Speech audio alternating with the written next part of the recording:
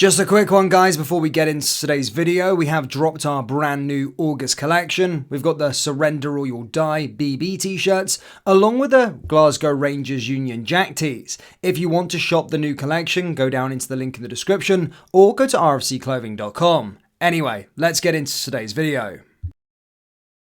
And hello everybody, welcome back to the channel, guys. I hope you're all well. Before we do get into today's video, as always, please do smash that like button and subscribe to the channel for daily Rangers content.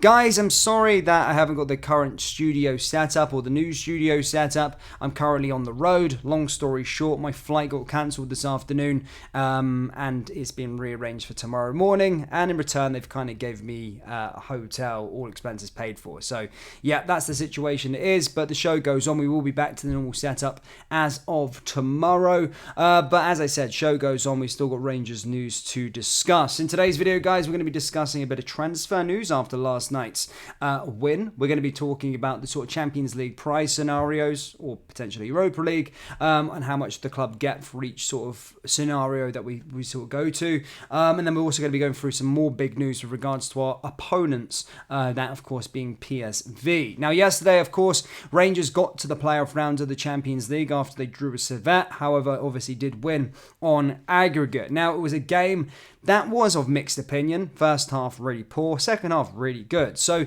again, I think in the camp, guys, we're all pretty happy. As I said, we know that there is going to be teething problems as we've got a lot of new signings, and hopefully as games go on, we get better and better and better and better. But of course, there's no taking away the task at hand next week against PSV Eindhoven. They're a different animal from last year. I know they've lost Cody Gakpo and Xavi Simons. However, they've still recruited well and brought in some other players as well, and they look like a real dangerous outfit that are hungry for some revenge. So for Rangers to get to the Champions League, once again, we will have to beat PSV once again, but we've done it before, we could probably do it again.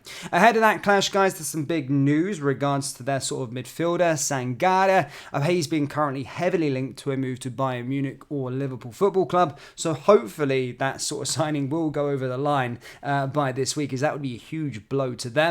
They've also been given some help by the Dutch footballing authorities and basically given some time off. They did the same thing last year where they sort of cancelled their league games or their league game within the middle, and as I said, the same thing's going to be happening this year, so hopefully the same scenario actually happens, but they're going to be granted time off. The Dutch Football Association giving them time off to focus on this sort of Champions League tie, because they know that it benefits Dutch football in the long run if they do beat Rangers. Again, hopefully it backfires once more.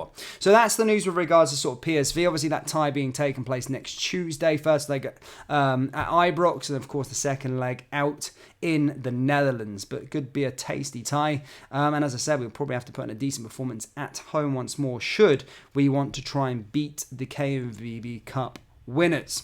Now, with regards to sort of the Champions League and all the rest of it, I did want to break down the sort of prize money scenarios, as there's currently 3 scenarios at play for us at the moment. After last night, you may have already heard, and we discussed in a recent video, that Rangers had landed 5 million euros at a minimum. The reason for this is because when you go into the playoff round, you're guaranteed, if you lose, you get 5 million euros for basically taking part. That's what the loser gets, essentially. However, of course, the golden prize for Rangers would be winning the Champions League playoff round and getting to the group stages, where the club would then receive 15.3 million euros for getting to the Champions League group stage. That's just the sort of base fee, and then of course you get the TV revenues on top of it and all the rest of it. It's a lot of money that you get there. However, at a bare minimum, should Rangers lose this round, the next round, they'll get 5 million euros. That's why everyone's kind of bringing it all up. From winning the third qualifying round, also we managed to get 500,000 euros, so there's the prize money there. And then, of course, if we do get eliminated at the playoff round, yes, we take our 5 million euros, and then we will get around 4 million euros for getting to the Europa League group stages. Yes, there's a bit more. It probably equates to around 10 million quid when you start to put TV money and all the tickets and stuff and all the rest of it. But you can see the giant jump from Europa League group stage base fee to the Champions League group stage base fee. It's almost, well, so literally about 11 million euros extra for getting to the Champions League. So those are the scenarios that Rangers could face. Just to summarize, we've already earned 500,000 euros. We get to the playoff round. Should we get eliminated, we then earn 5 million euros for getting to the playoff round, which we're at, guaranteed. And then obviously get around 4 million euros for going into the Europa League group stages. And we will likely go into pot 1.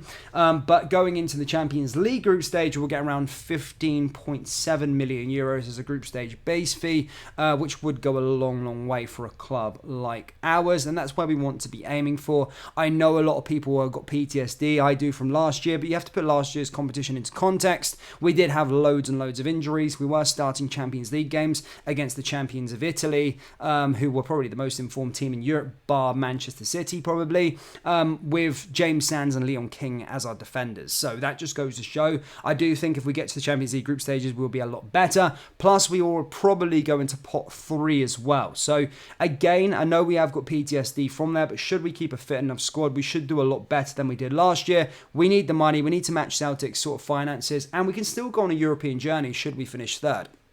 And that should be the aim, and there is no reason why we couldn't. However, we do have one huge hurdle that's standing right in front of us, and that's, of course, PSV Eindhoven. And again, if I was a betting man, I probably wouldn't bet on us. I do think PSV will probably get us this year, but of course, you've got to be optimistic in football, and a lot of people said we probably didn't stand a chance last year, but again, I'm obviously going to go with my team. However, I think it might be just a little step too far, but I really do hope I'm wrong. So with regards to that now, of course, from last night, so long story short, yes, we secured 5 million euros. Now a lot of reports are stating out that we're going to be finding a quote-unquote Ryan Kent replacement. Now, I said yesterday in the major sort of transfer update that I do expect 2 or 3 more incomings for Rangers before the end of the summer transfer window. I spoke about a left-back, I spoke about a centre-back, and I also spoke about a winger. Now, of course, Fashion Zakala has gone out the door. We do need another winger. We did see Nico Raskin.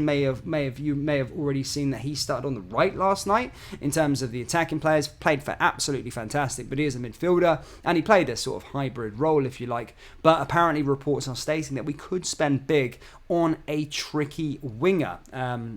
Quotes from the rags are staying around 4 million euros, so we'll certainly see. But I did say, and it did come from decent sources, that Rangers do want a new attacking player and a new winger after Fashion Zakala's exit, and I do think we need one. Kenny Miller's been lauding Martin Boyle. I don't think Martin Boyle would really be accepted by our fan base. I think he's a good player in the Scottish Premiership, but I think we could aim a little bit higher and get somebody in there, hopefully a player with numbers as well.